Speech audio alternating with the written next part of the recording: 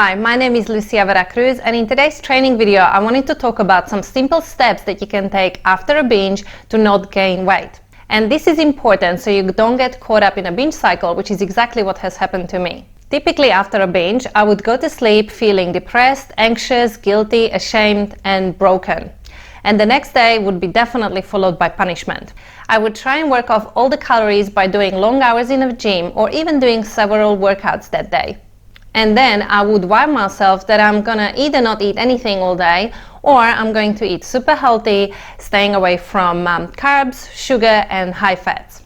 But the biggest problem was that I always woke up hungry and all I wanted to do was keep eating despite feeling uneasy on my stomach and bloated and disgusted with myself.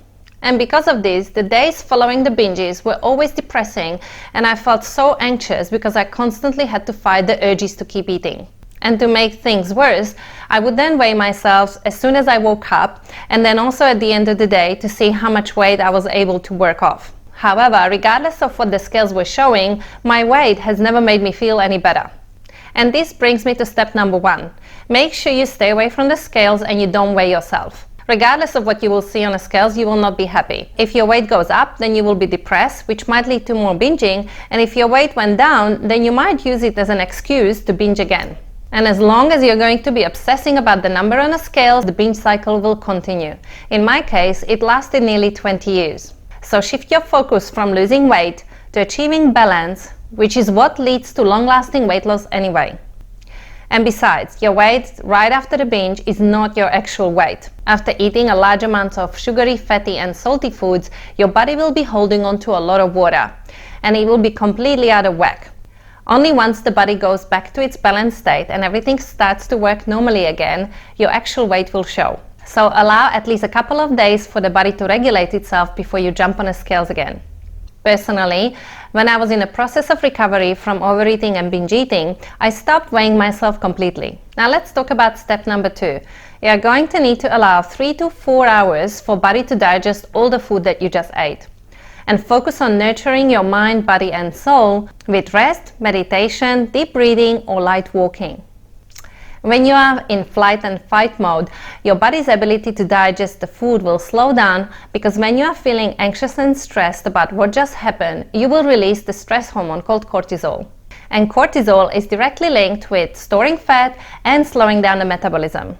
And the same as your body releases cortisol when you are feeling stressed and anxious, similarly, it will respond the same way when you start punishing yourself with over-exercising right after a binge.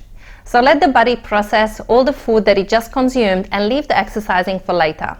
And step number 3 is drink lots of water. Staying well hydrated will speed up the process of digestion and it will also help flush out all the toxins from your system.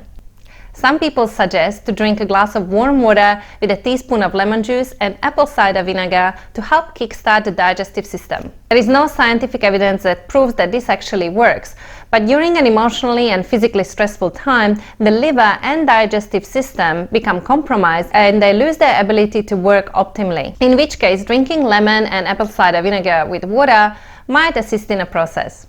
And step number 4 is make sure that you eat nutritious and satisfying meals as soon as you feel physically hungry. And this means that you are going to have to ensure that you don't skip meals even if you don't feel like eating because you feel guilty, that you eat the same portions of food as you would usually or just slightly less if you are still really full, and also eat all 3 food groups to reduce cravings. Otherwise, any kind of restriction will only set you up for another binge. Nourish your body with nutritious meals that have some kind of protein, lots of vegetables, some whole grains and healthy fats. After my binges, I was determined to eat healthy. However, that was the last thing I felt like doing. The cravings to continue eating junk food were really strong at that time. But I think that this happened mainly because I went from one extreme to another, either eating an insane amount of delicious food that was high in salt, sugar and fat, to then eating a small portion of boring, tasteless food that didn't satisfy me. So to avoid the cravings, make sure that the nutritious food that you prepare is delicious, exciting and satisfying. And step number 5 is do a 20 to 30 minute workout you enjoy.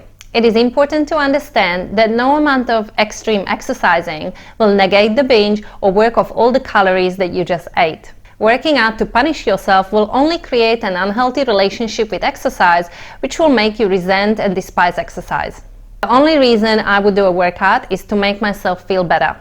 So when you decide to do a workout, make sure you wait at least 4 hours after a binge to digest all the food you ate. And then you can do a weight training session or an interval training session or do a group class or whatever it is that you would normally do if you are being active. And step number 6 is forgive yourself. One binge is not going to make absolutely any changes in your body. What might be making you gain weight is if you are caught up in a binge cycle, either continuously overeating or restricting and binging. Even people who have a healthy relationship with food overeat occasionally, and when they do, they just get on with their day and move on. If you do know anyone who has a healthy relationship with food, you may have noticed that their weight and shape stays the same for many years. And that is why it's so important to forgive yourself and then move on. Guilt, shame, and punishment will only make you feel worse, which will then just lead to more overeating. And how to implement these steps is exactly what we teach our clients in our mindset and body coaching program. And if you need more help, I have prepared a free training video for you with a link just below this one, where I talk about more strategies on how to overcome emotional and binge eating. At the end of that training video, you will also be able to schedule a free strategy call with me where we can talk about your specific situation, what might be holding you back, and if I might be able to help you overcome these obstacles. So that's us for today. I hope you found today's video useful, and if you like the content, give me a thumbs up or you can subscribe to my YouTube channel. And if you have any questions, you can write them in the comments section below. I'll be happy to answer all of them. Thanks again for watching. Have a great day, and I hope to see you next time. Don't forget to subscribe to our YouTube channel for more training videos on how to overcome emotional eating and achieve balance forever.